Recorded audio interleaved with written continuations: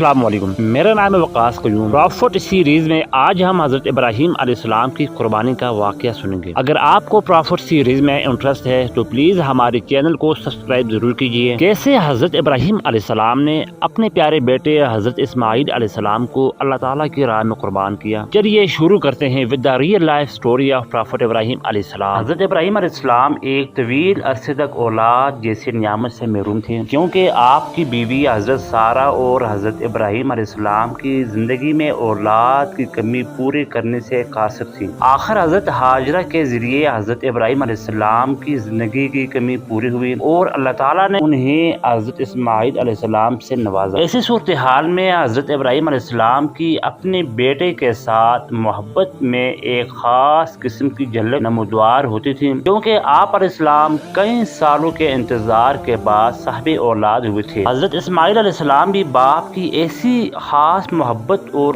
کے سائے میں پروان چڑھنے لگے۔ پھر اچانک خداوندی کی طرف سے حکم ملا کہ اے ابراہیم، اپنے بیٹے اسماعیل کو خدا کی راہ میں ذبح کرو۔ حضرت ابراہیم علیہ السلام کو پروردگار کی طرف سے حکم ملا کہ وہ اپنے اکلوتے بیٹے یعنی حضرت اسماعیل علیہ السلام کو اللہ تعالیٰ کی راہ میں قربان کریں۔ آپ علیہ السلام نے اللہ تعالیٰ کا یہ حکم مانتے ہی اپنے بیٹے کو ساتھ دیا اور قربان گاہ کی طرف چل دیے۔ جب حضرت ابراہیم علیہ السلام اپنے اکلوتے بیٹے قربانی کی جگہ لے جا رہے تھے تو راستے میں شیطان ایک برے آدمی کی صورت میں ظاہر ہوا اور نصیحت کرنے والے انداز میں کہنے لگا، اے ابراہیم، آخر تم اپنے بیٹے سے کیا چاہتے ہو؟ حضرت ابراہیم علیہ السلام نے فرمایا کہ میں چاہتا ہوں اسے خدا کی راہ میں قربان کر دوں۔ اس شیطان نے کہا، واہ، کیا تم اپنے اس بیٹے کو ذبح کرنا چاہتے ہو جس نے ایک ہی جھلک کی دیر کے لیے بھی اپنے خدا کی نافرمانی نہیں کی؟ حضرت ابراہیم علیہ السلام نے فرمایا، اللہ تعالیٰ نے مجھے